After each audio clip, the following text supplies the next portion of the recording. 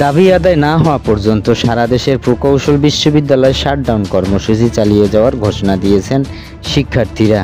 আজ বৃহস্পতিবার বিকেলে ডিএমপি কার্যালয় অভিমুখে মিছিল শেষে ইঞ্জিনিয়ারিং ইনস্টিটিউশন সংবাদ সম্মেলনে এ কথা জানানো হয়। সংবাদ সম্মেলনে বলা হয়, সারা দেশের প্রকৌশল বিশ্ববিদ্যালয় শাটডাউন চলবে। দেশের বিভাগীয় প্রকৌশল সমাবেশ করা হবে এবং সপ্তাহব্যাপী বিভাগীয় সমাবেশ শেষে প্রকৌশলীদের জাতীয় সমাবেশ করা হবে।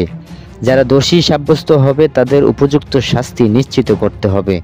দাবি না মানলে কঠোর কর্মসূচির ঘোষণা দেওয়া হবে। এ সময় প্রকৌশলী অধিকার পরিষদের উপদেষ্টা মাহমুদুল হাসান শহীদ বলেন, রংপুরে হুমকির ব্যাপারে ব্যবস্থা নেওয়া হয়নি।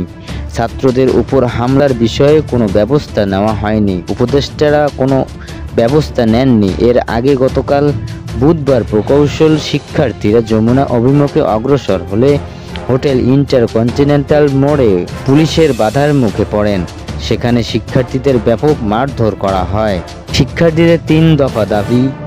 1 দফা, সরকারি চাকরিতে নবম গ্রেড 33% কোটা রয়েছে ডিপ্লোমা ইঞ্জিনিয়ারদের জন্য।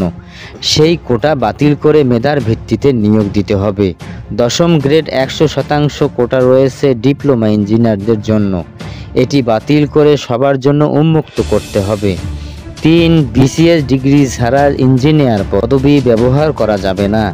যদি এই পদবি ব্যবহার করে তাহলে আইনানুগ ব্যবস্থা নিতে হবে।